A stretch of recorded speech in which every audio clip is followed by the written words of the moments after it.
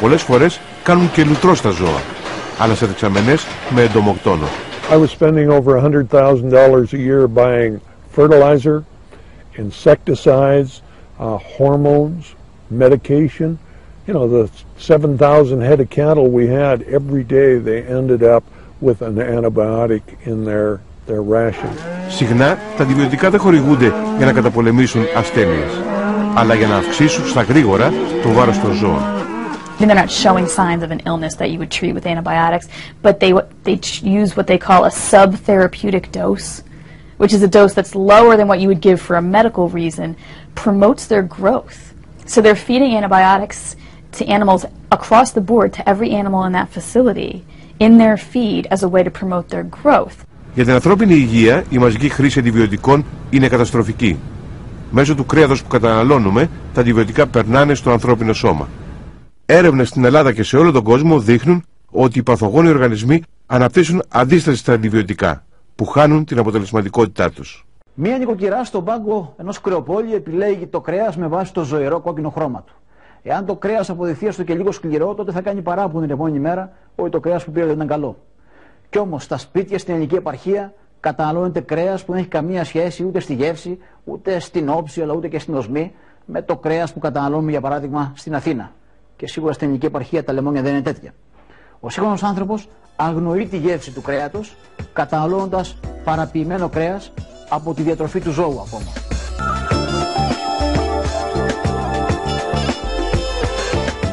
Για το κοτόπουλο.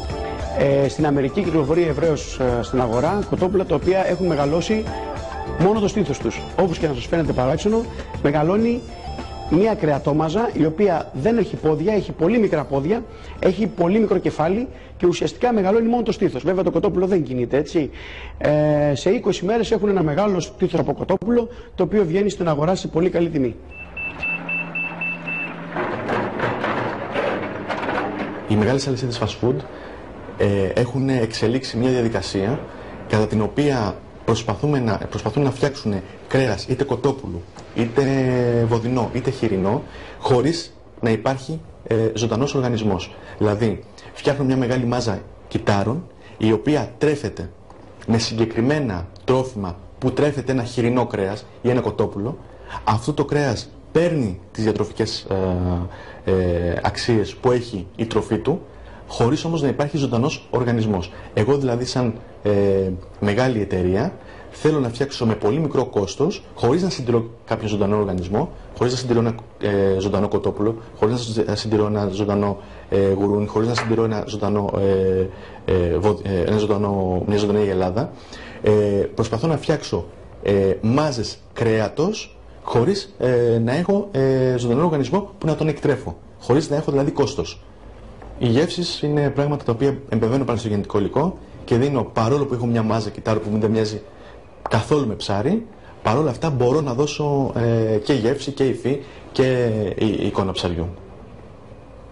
Ουσιαστικά δηλαδή φτιάχνω φιλέτο ψαριού χωρίς να έχω ψάρι.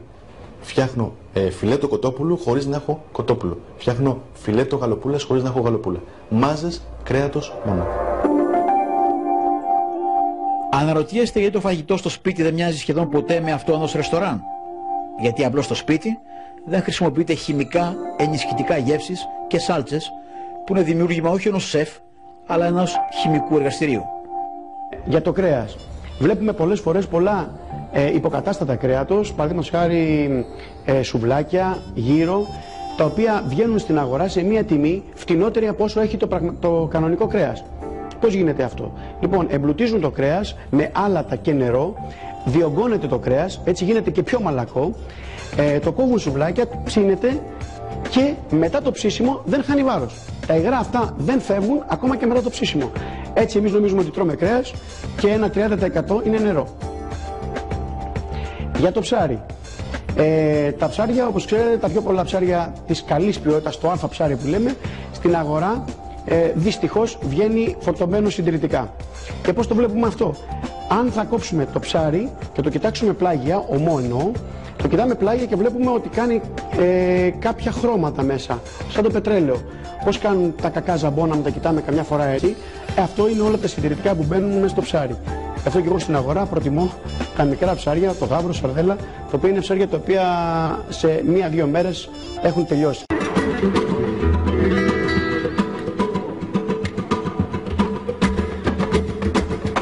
Το μεγάλο διατροφικό έγκλημα στην Ελλάδα σχετίζεται με τα φυτοφάρμακα και με τα λιπάσματα. Οι αγρότες ρίχνουν αλόγιστα και από τα δύο στα χωράφια, χωρίς τη γνώμη κάποιου ειδικού, πολλές φορές μόνο επειδή κάτι άκουσαν ή επειδή κάτι είπε κάποιος φίλος. Στην Ελλάδα χρησιμοποιούμε 7,5 κιλά φυτοφαρμάκου ανά 10 στρέμματα. Στη Γερμανία μόνο 2,5. Πιστεύουν πως έτσι κάνουν καλύτερη την παραγωγή. Είναι ένας μεγάλος μύθος, αλλά είναι και θάνατος. Και ενώ υπάρχουν στην αγορά συνεργεία που ελέγχουν, για παράδειγμα, αν υπάρχουν μολυσμένα κρέατα, μήπως και δημιουργήσουν δηλητηριάσεις, κανένας δεν ελέγχει το αποδεδειγμένο δηλητήριο. Τα φυτοφάρμακα. Τα φυτοφάρμακα δεν είναι μια καινούργια υπόθεση. Ξέρουμε από χρόνια. Τα φυτοφάρμακα δεν είναι μια καινούργια υπόθεση. Ξέρουμε από χρόνια ότι η χρήση τους είναι πολύ διαδεδομένη, όχι μόνο στην Ελλάδα, αλλά και σε όλες τις χώρες του κόσμου. Με πρώτο και γνωστό, πολύ γνωστό, το DDT, το οποίο αν και έχει απογορευτεί, ακόμα βρίσκεται μέσα στο σώμα μας. Έχει περάσει ακόμη από γενιά σε γενιά στο σώμα των ανθρώπων που ζουν τώρα και που δεν έχουν εκτεθεί απευθείας ποτέ σε αυτό. Είναι πολύ διαδεδομένα τα φυτοφάρμακα και δυστυχώς δεν είναι μόνο ότι είναι διαδεδομένα, είναι και αλόγιστη χρήση των φυτοφαρμάκων. Δηλαδή δεν χρησιμοποιούνται με τους κανόνες ασφαλείας όπως προσδιορίζουν οι εταιρείες που τα παράγουν. Αυτό σημαίνει ότι μπορούμε να τα βρούμε παντού, να τα βρούμε στο πιάτο μας, να τα βρούμε ακόμα ψεκασμένα σε παιδικές χαρές ή σε πάρκα ή οπουδήποτε μπορεί κανένας να σκεφτεί, μπορεί να βρεθούν ψεκασμένα φυτοφάρμακα. Τα φυτοφάρμακα, όταν χορηγούνται γενικώς φυτά και λαχανικά, δεν μένουν μόνο στην εξωτερική επιφάνεια. Η μεγαλύτερη συγκέντρωση βέβαια του φυτοφαρμάκου μένει στην εξωτερική επιφάνεια του φυτού και του λαχανικού. Κάποια από αυτή την ποσότητα περνάει και στα κύτταρα του φρούτου, με αποτέλεσμα, ακόμα και όταν το πλένουμε, το φρούτο ή το λαχανικό, ακόμα και τότε να υπάρχουν υπολείμματα φυτοφαρμάκου στο συγκεκριμένο φρούτο και λαχανικό. Έχει υποθεί σε συνέδρια, επιστημονικά δηλαδή τεκμηριωμένο, ότι τα συγκεκριμένα αυτά φυτοφάρμακα μπλοκάρουν αντρικές ορμόνες, με αποτέλεσμα να δημιουργούν μια παραφύση εικόνα άντρα, δηλαδή ουσιαστικά έναν μεταλλαγμένο άντρα, έναν άντρα ο οποίος δεν έχει τα κλασικά αρσενικά χαρακτηριστικά που έχει ορίσει η φύση σαν αρσενικό πρότυπο. Δεν φεύγει, δεν αποβάλλονται αυτές οι τοξικές ουσίες από το σώμα μας. Αυτές είναι λιπόφιλες. Τους αρέσει να ενώνονται, έχουν την προδιάθεση να ενώνονται με το λιπόδι ιστό και να κάθονται στο λιπόδι ιστό. Με αποτέλεσμα να βγαίνουν ακόμη και από το γάλα της μητέρας. Σαν ενωμένες ουσίες με το γάλα, το μητρικό γάλα, να περνάνε έτσι με άλλον έναν τρόπο στο παιδί. Αυτές λοιπόν οι χημικές ουσίες αθρίζονται εσωτερικά και έτσι όλοι έχουμε ένα φορτίο. Και είναι γεγονός ότι όλοι μας έχουμε ένα φορτίο. Τώρα, ποιος θα αρρωστήσει, ποιος θα εκδηλώσει την ασθένεια, αυτό δεν μπορεί να το πει κανένας. Εάν δεν πεθάνουμε από τα συντηρητικά, μπορεί να πεθάνουμε από τα μεταλλαγμένα ή από τις διοξίνες ή το βεζοϊκό νάτριο ή τα λιπάσματα ή ίσως από φυτοφάρμακα.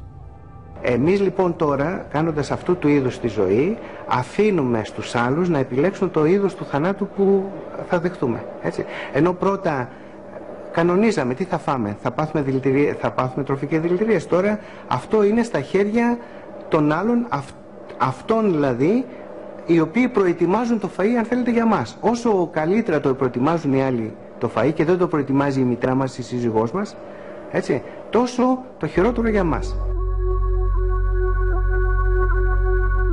Η διατροφική βιομηχανία είναι η μεγαλύτερη στον κόσμο. Και βέβαια δεν θα κλείσει ποτέ. Ο άνθρωπος δεν γίνεται να μην τρώει. Επίσης, δεν γίνεται να πει προσέχω. Δεν είναι αυτός που κανονίζει πια το τι έχει το πιάτο. Δεν κανονίζει ούτε ποιες γεύσεις θα επιλέξει. Συνηθίζει στις τεχνητές γεύσεις που το δημιουργούν. Εγώ θέλω να πω στον κόσμο ότι θα πρέπει να πηγαίνει στην αγορά να κοιτάει τα προϊόντα, όποιο προϊόν βρει που δεν έχει καλή εμφάνιση, όποιο προϊόν βρει που είναι χτυπημένο από σκουλικάκια ή από οτιδήποτε άλλο, αυτό το προϊόν να είναι σίγουρος ότι είναι καλύτερο από αυτό το προϊόν που βλέπει σαν ψεύτικο. Άλλωστε και μια φορά όταν είχα πάει στην Αμερική, στη Νέα Υόρκη, στη Σχολή Τουριστικών Επαγγελμάτων για μια επίδειξη της κρετικής κουζίνας, όλα τους τα προϊόντα ήταν ψεύτικα. Είχα δει τέλεια ντομάτα, ένα τέλειο μπατζάρι άσπρο κάτω σαν χιόνι, πάνω κατά πράσινο.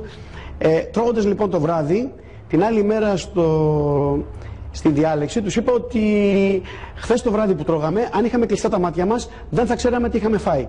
Το φασολάκι είχε την ίδια γεύση, ουδέτερη, με το σπαράγγι, με την αγκινάρα, με το αγκούρι. Στα τέλη της δεκαετίας του 80, 3 διαφορετικά σκάνδαλα συγκλώνησαν τον κόσμο. Τρελές αγελάδες, διοξίνες και ορμόνες. Πολλά χρόνια στην Αγγλία οι βιομηχανίες ζωοτροφών άλεθαν κρέατα τα οποία τα μετέτρεπαν σε ζωοτροφές, αλλά για φυτοφάγα ζώα, για αγελάδες. Δημιουργήθηκαν δηλαδή ολόκληρες γενιές ζώων κανίβαλων. Όπως ήταν φυσικό, η φύση εκδικήθηκε. Έτσι εμφανίστηκαν οι τρελές αγελάδες. Αγελάδες που η κατανάλωση του κρέατός τους δημιουργούσε πογκώδια κεφαλοπάθεια. Γρήγορα η Ευρώπη ανακάλυψε πως το θέμα ήταν πολύ μεγάλο, μια και το φαινόμενο δεν αφορούσε μόνο την Αγγλία. Το σκάνδαλο ξεχάστηκε και προχωρήσαμε στο επόμενο. Ολλανδία και Βέλγιο ανακάλυψαν πως το κρέας των ζώων που ζούσαν κοντά σε περιοχές όπου γινόταν καύση απορριμμάτων ήταν γεμάτο διοξίνες. Ισχυρές τοξικές ενώσεις με ανθριστική δράση στον άνθρωπο. Ένα ακόμη διατροφικό σκάνδαλο έκανε τον κύκλο του. Οι διοξίνες όμως είναι παντού. Τώρα πατάμε εκεί που πρώτα ήταν λίμνη. Εδώ μπορούμε και παίζουμε πλέον μπάλα, είναι ουσιαστικά ένα γήπεδο. Αν και το έδαφος είναι σταθερό, σύμφωνα με το Αριστοτέλειο Πανεπιστήμιο Θεσσαλονίκης, έχει ποτιστεί από διοξίνες σε ακτίνα 40 χιλιόμετρων και σε ποσοστό μέχρι και 100 φορές πάνω από το επιτρεπτό όριο. Πράξη εντυπωσιασμού ή ανευθυνότητας. Ό,τι ήταν να το αναπνεύσουμε, το αναπνεύσαμε. Το μεγαλύτερο πρόβλημα όμως που θα μπορούσε να προκύψει είναι από την τροφική αλυσίδα. Πρόσφατα, η φωτιά στη χωματερή των Ταγαράδων στη Θεσσαλονίκη μόλυνε ζώα και γάλα με διοξίνες.